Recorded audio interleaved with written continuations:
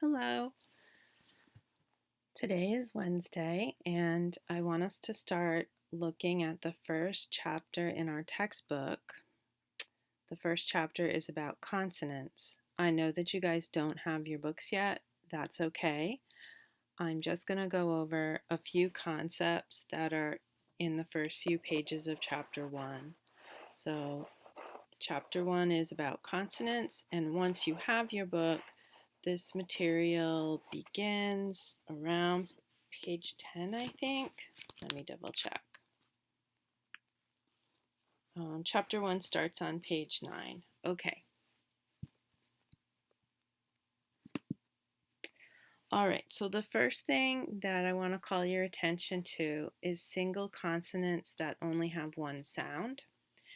And in the textbook, it starts off on page 10 by telling us that there are 21 of the 26 letters in the English alphabet that are consonants and that the others are vowels.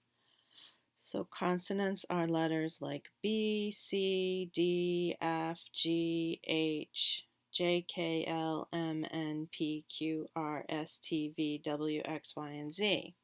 However, some of those consonants have more than one sound. These are the consonants that have only one sound, and there are 15 of them, okay? So B, F, H, J, K, L, M, N, P, R, T, V, W, Y, and Z. These are the 15 consonants that have only one sound.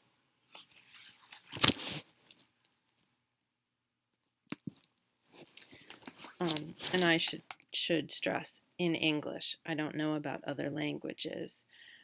Okay, so some examples of single consonants with one sound in words. The letter F. So if you had your book, you would see this on page 11. F, fan, gift, grief, feel, safe, fine, fall, father, family. The letter F sounds the same in all of those words. Some more examples. The letter J, jab, jaw, banjo, jump, jokes, jungle, job, just, and judge.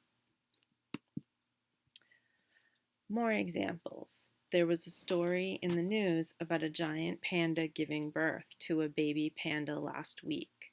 I pulled some words from an article about that to show examples. So for the letter B, bear, birth, born, cub, behavior, best, bamboo, right? The letter B sounds the same in all of those words. All right. Single consonants with more than one sound. So the letter C is different because it has more than one sound. And this section starts on the bottom half of page 11 when you have your book. The letter C has a soft sound and it has a hard sound. The soft sound of C is like an S. So usually when C follows EI or Y, it will sound like an S. For example, cell, city, cereal, ace, citrus, century, twice, translucent, since. So in all those words, you have a C that sounds like an S, and that is the soft sound of C. Okay, the hard sound of C is like can, cub, actor. In the word circus, it's the middle C, right? Because the first C sounds like an S. So circus, bicycle, the second C. Car, corn, active, carbon, carve, caring, cuddling, close, cradle, caregivers, broadcast, camera. And when you see the articles that I posted about the story about the mother panda giving birth to her new baby cub, these are some words, these 2 lines here have words that are in that article. Okay, the hard sound of C. So here's my example. These are some screenshots I took of Mei Zhang. She's a 22-year-old giant panda who lives at the Smithsonian's National Zoo in Washington, D.C. And last week, she gave birth to a new cub. Okay, so I found an article from NPR that's called Smithsonian National Zoo's Giant Panda Gives Birth, and it was dated August 21st, right?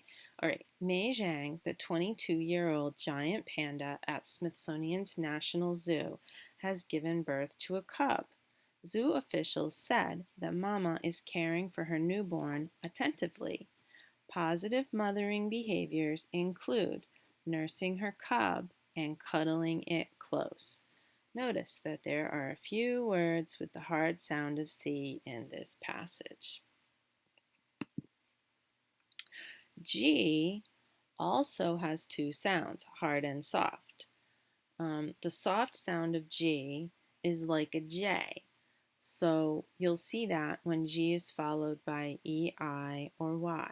Examples: germ, gin, Jim, ginger, engine, and the word giant in giant panda.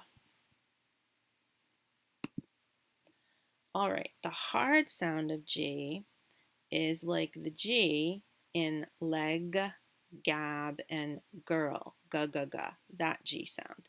Examples: game, goal, guess, ago, group, gift, gab, I got those mixed up, and the word gives in the phrase gives birth. All right, so I'm going to pause there. Next time, I'm really hoping you guys will have your books soon. And the next topic in the consonant chapter, chapter 1 in the textbook that I want to go over is about digraphs. So I'll explain that next week. Today there will be a short quiz on this material, and you can look for that in the quizzes and test tools. And I'll also have a few other things for us to do, but you'll see that in the folder for today. Okay.